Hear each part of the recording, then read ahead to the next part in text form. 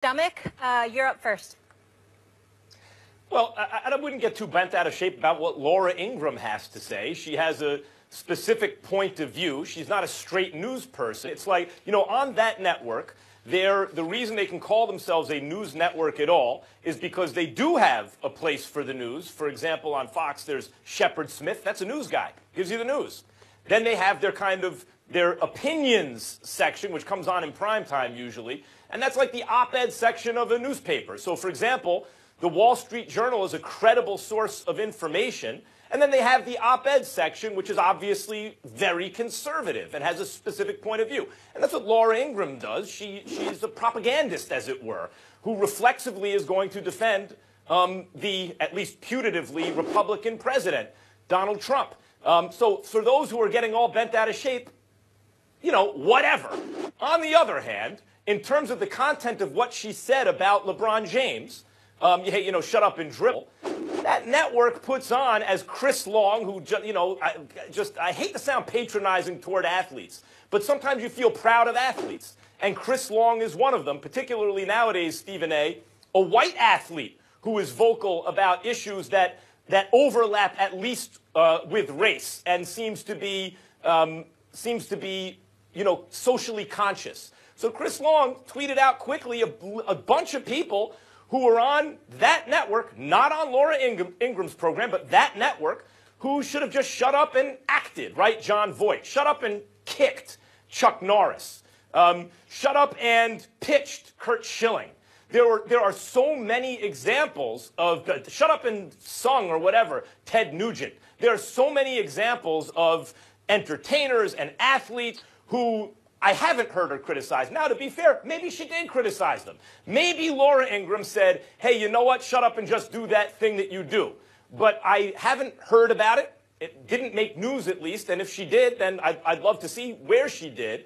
It seems to me that she got, you know, very caught up in the fact that LeBron James took a position that disagrees with her own, that comes into conflict with her own. And then it's just shut up and do the thing that you do. Then it's you're ignorant because you don't agree with me.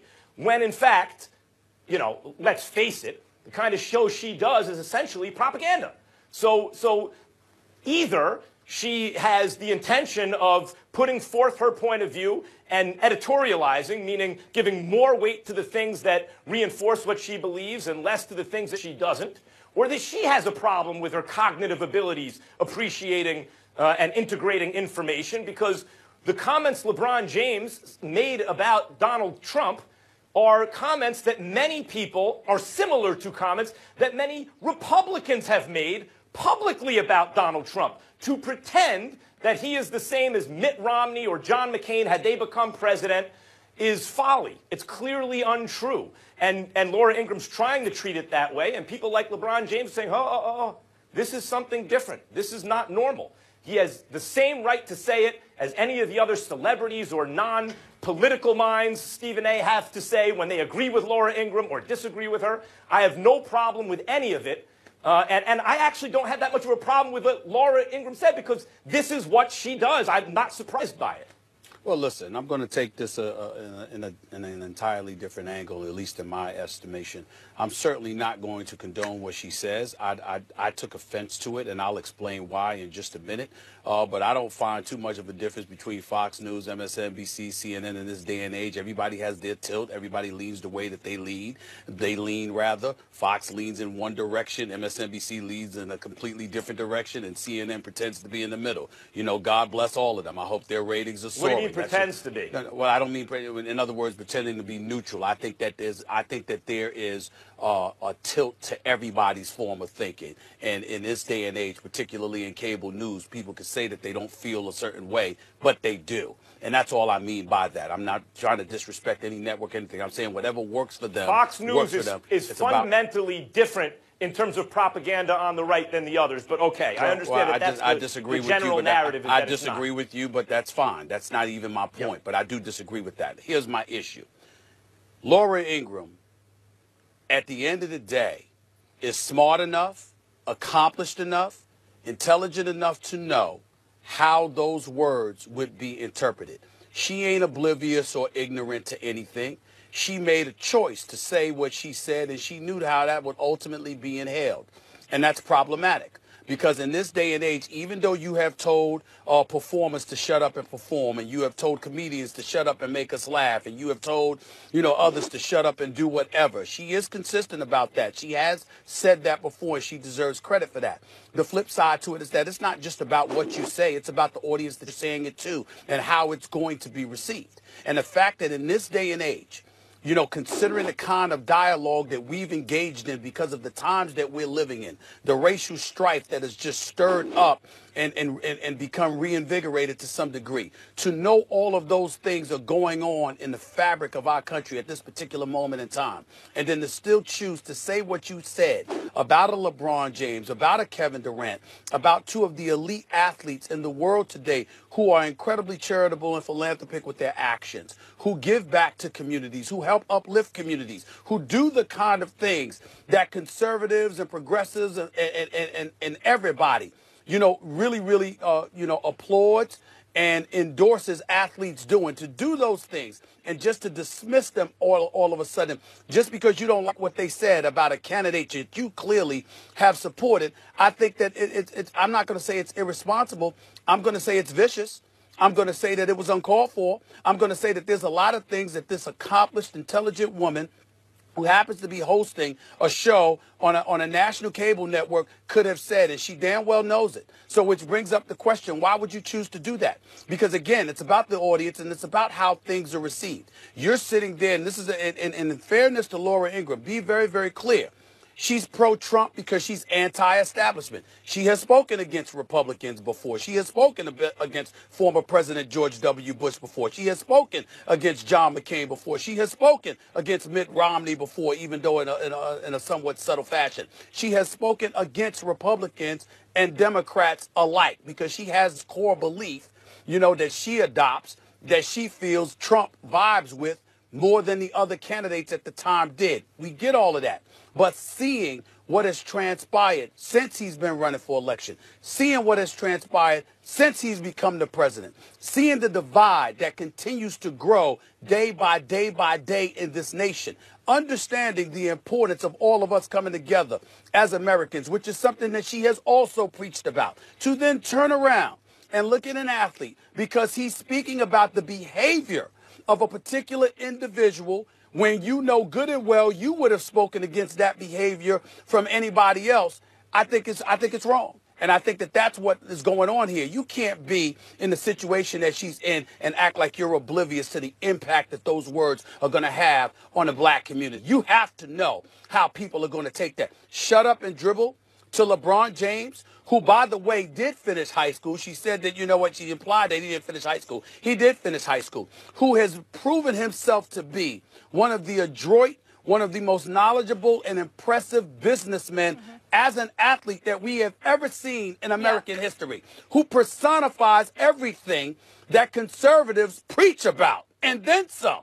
To speak out against him because he doesn't support, just because he spoke against a guy that you support in a fashion that she did is wrong. As a female on this show, and it's also interesting times for women, I think the equivalent would be if he had said, shut up and stay in the kitchen. Yes. That would have been very, I don't think that is the equivalent. I think it is. I don't think it would. If she had said that, it would be the equivalent. Go ahead, Matt. She's a successful professional for whatever, you could say, well, it's because of her.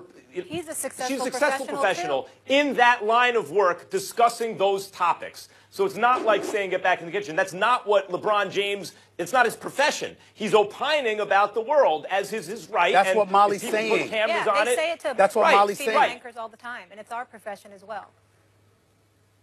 No, but I don't think there's an exact equivalency No, that's there. fair. Go ahead. Because now, if LeBron James were on a political show, if he had a political show that was successful for years and years and years, and then was told to shut up and dribble, then I would agree, Molly, that would be the same thing. Here it's a little bit different. Well, she's saying, essentially, that LeBron James is saying ignorant stuff, and it's bad because he has this platform, because he's a famous guy.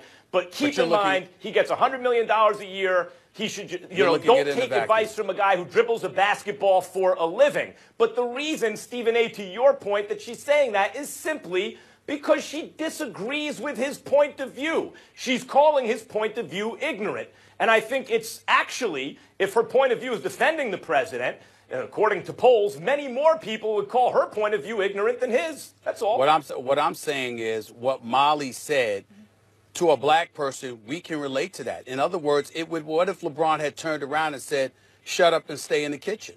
Yeah, I'm saying to you, the manner in which that would be received by women, and specifically probably by Laura Ingraham, is similar to how offensive her comments were to black people. Because you, from an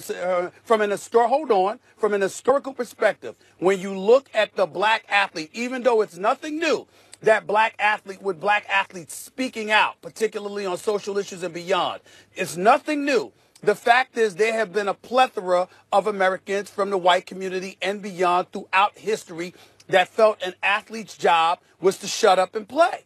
Don't speak on these other issues. A matter of fact, you had professional athletes, including Dwayne Wade and others, and you had Charles Barkley and Shaq and others alluding to this as well. You had reporters, primarily white, who wouldn't even come up to the black athlete and ask them about issues permeating throughout society because they didn't want to hear about an athlete's takes on these issues, and they wanted them to, quote unquote, stay in their place. So when Molly says, quote, it would be the equivalent if LeBron had turned around and said that to Laura Ingraham, Molly is absolutely on the money. Yeah, well, I still don't agree. I understand the sentiment. I don't think I don't agree with the construction of the analogy, but I do agree, Stephen A. and Molly, that you captured the sentiment, Molly, which is that she's being insulting toward a group of people in a way in which that group of people have been stereotyped and pushed to the margins of American life. That is true. But I would say that in this case, Stephen A., if, you know, what LeBron James is responding to as it relates to issues of race with Donald Trump is the dog whistling, meaning the signaling to a certain segment of society that lets them know, I'm with you about this other segment of society. I would say in that case, if you are talking about or wanting to call Laura Ingraham out on dog whistling, then I would say she's doing it with a defter hand than Donald Trump. Trump, when he has done it, and what has made him different from other presidents who've dog whistled, is it's really not a dog whistle. It's like a loud shout. Laura Ingraham here has, if you're claiming that's the case, has disguised it well enough to have plausible deniability. But I'm telling you as a black person, she hasn't disguised it. That's what I'm trying to say to you. When you go into the weeds, I'm not trying to dismiss what you're saying. I'm saying if you're willing to concede that when you think about things from an historical perspective and you look at her marginalizing folks or attempting to do so, pushing folks to the margins, as you alluded to earlier, it stops there for us. It stops there because we know that you're not going to hear us if we go for that. We have to shut that down at its path. We can't sit up there and get into the weeds the way Max is trying to do in terms of explaining intuitively all the different layers to it all. We can't even get to the second, third, and fourth layer if you're going to sit up there and ignore the first layer, which is you're trying to marginalize folks. And you're using LeBron James to do it. And oh, by the way, this same Laura Ingraham interviewed Joe the plumber. So a plumber can talk to you, but LeBron James can't? Really? Right. The point is, if someone doesn't agree with her about the president, that person is ignorant. And in this case, you can point to the fact that LeBron James doesn't have a lot of formal education or any formal education after high school, but it doesn't seem that she makes that case about others who would agree with her, who are in the same position, the same background as LeBron James. We got to leave it there. I personally think her tagline is ignorant as well. We're going to have much more on this. Will Cain's going to join us. I'm really curious to hear his perspective on this as well, gentlemen, so stay tuned for that. When we come back, no one was more surprised by his benching than Malcolm Butler himself, but find out which Patriot is now claiming they knew about it all along. I'm so confused. We'll break it down for you. And Devontae Smith-Pelly is the victim of racism during a hockey game in Chicago this weekend. Don't miss his strong reaction and what needs to be done about it. You know what I love about Louisiana? Probably my cooking. I love the flavors that come out of here. Have you tasted my cooking? Have you tasted Popeye's sweet heat butterfly shrimp? They start out a little sweet with my shortbread flavor, then comes a little heat. You bred spicy shrimp and sweet shortbread? I do. You can grab 8 shrimp plus a side and a biscuit for just $5. Or mix in some tenders with my surf and turf. You are good, Annie. Not half as good as my shrimp. I'm very sorry. And we're gonna get the phone, his phone, out of